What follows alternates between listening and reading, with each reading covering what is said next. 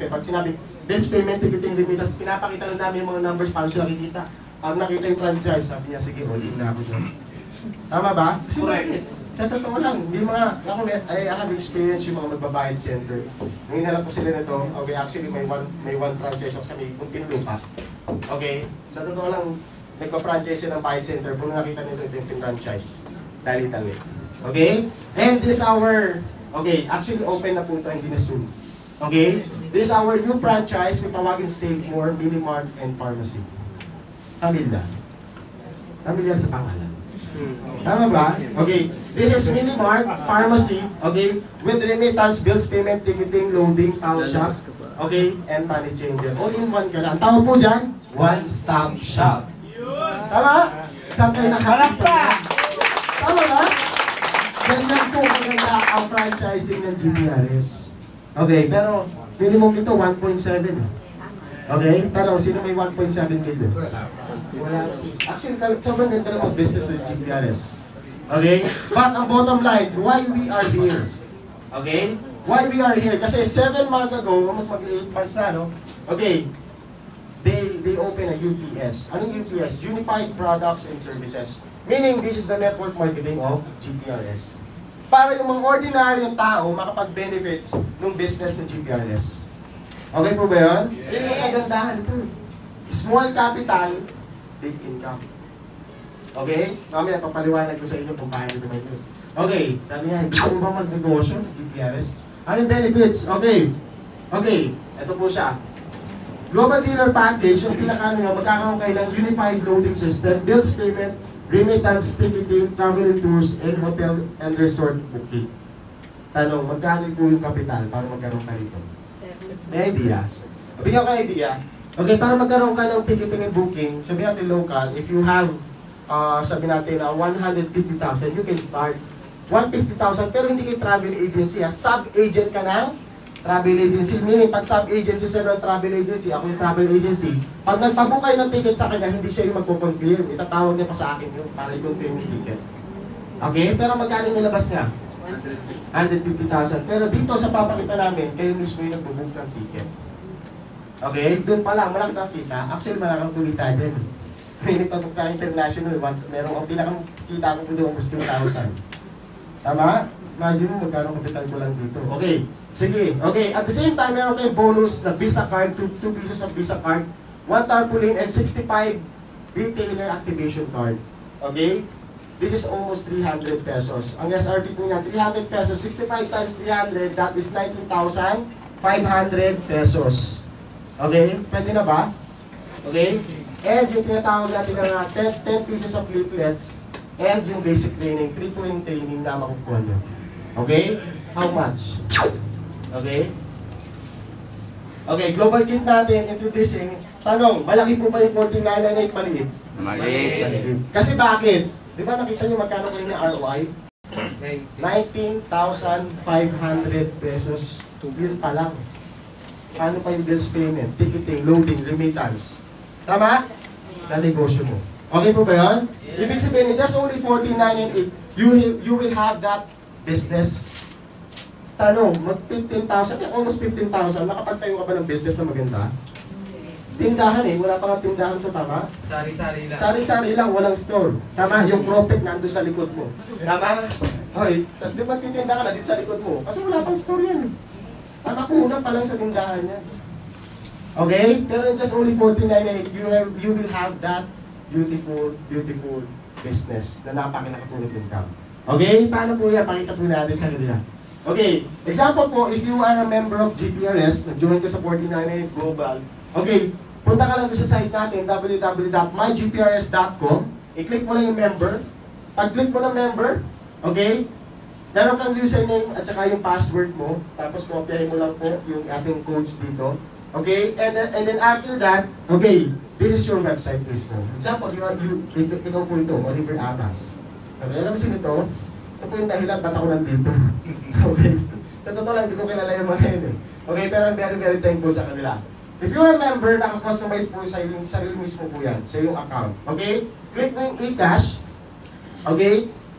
Balik po. Okay, balik na po. Andiyan po yung mga transaction natin. You will have your own remittance, bills payment, and ticketing. Okay, ibig sabihin, magkano kapital mo para magkaroon ka niyan? Like example, the remittance. Okay? Example po ng remittance natin. Okay. Example po, member to member. Kung may kilala po kayo mo OFW. Okay. Bibigyan ko kayo idea. Pag may kilala kayong OFW, example, kayo OFW kayo. Offeran ko kayo, member to member. Pag nag-remittance ka, 25 pesos any amount. Tatanggapin mo hindi. Alam mo sa totoo lang, ang dami pong nag-join na OFW. Almost 70% ng member natin OFW. Kasi bakit? Remittance eh. 25 pesos any amount. Pag nagpadala ka sa labas, mahal. 50 pesos per 1,000, 60 pesos per 1,000. Dito, 25 pesos any amount, member to member. Okay po ba yan? Okay, and we have also the international partners. Ito yung maganda. Sabi ko nga, nalula ako eh. Eh nakita ko, lalo na ito, si Sue. This is the #1 remittance worldwide partner. Tama po ba? Pag may nagpadala sa'yo, hindi mo na pupunta sa mga outlet. Lagyan mo lang yung control number, tapos kung yung kapitbahay mo yung nakapadala sa'yo, pwede mong lagyan ng charge para may kita ka. Okay, ibig sabihin, in this kind of business, para magkaroon ka nitong million po, magkano, million ba, nagpapa-franchise sila? Di ba hindi naman? Tama hindi, pero million po ang halaga nila dyan. Pero in just only 49.98, you will have that kind of business. Okay? And bills payment. Sino po hindi nagbabayad ng bill? Okay, number one po dito, okay, na matabenefits mo, okay, is convenient. Bakit? Hindi ka na po lalabas. Sample dito, wala pong alisan sa pwesto, basta may e-cash ka. Importante po may e-cash ha. Okay? Sa totoo lang, ito yung pinakamaganda. Okay, yung e-cash, pwede mong i-remittance, bills payment, i-book ng ticket. Paano kayo magkakaroon ng e-cash? Ito yung good news. We will up, okay, number 1 dyan, okay, kabalik. Yung e-cash, okay, para magkaroon kayo niyan, it's either punta kayo sa GPRS outlet, okay, or mag-deposit kayo sa mga bank, UCPB, BPI, BDO, or using credit card.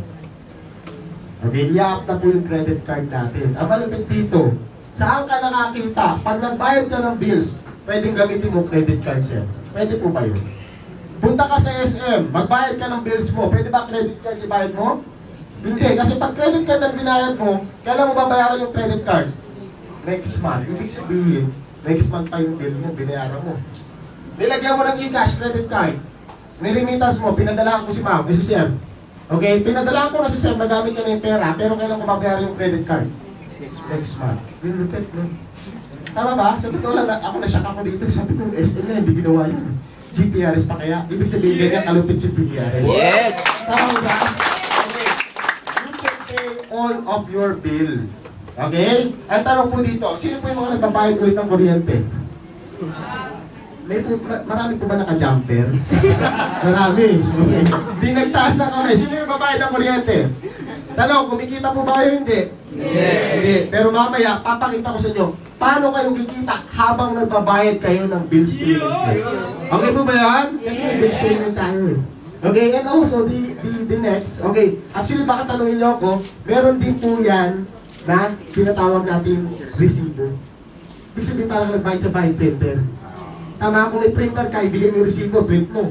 Kung wala naman, isend mo sa email niya. Kung walang email, bigay mo yung reference number. Tama po ba? Yun yung kagandahan. We have the receipt. And yung ating tinatawag na online booking, we have the domestic and international ticket. Okay, example po niyan, example po sa ano natin, okay, ito po, Manila to Iloilo, pwede ka mag-book ng ticket. Okay? After niyan, pwede mo na ibigay yung ticket kung may printer ka. Kung wala naman, bigay mo yung control number. Okay, yun po yung kaganda, e-ticket po yan. Ito po yung lalabas yan. Tsaka nakukuha natin yung final price. Okay, actually, kino-compare ko siya, probably, yung sa mga travel agency, napakamas mura pa sa atin. Kesa bumili yung mga kaibigan sa travel agency, sa atin na lang. Sa atin tayong kita. Tama mo ba? Tatalunod natin sila. Okay? Okay, yun yung kagandahan. And also, we have the international ticket also. Okay, pakita natin sa international ticket. Okay. Ito yung international ticket natin. Example, si Sir, pupunta ng Hong Kong. Okay, pwede siya i-book. Okay, sino yung kikita? Dito siyempre tayo.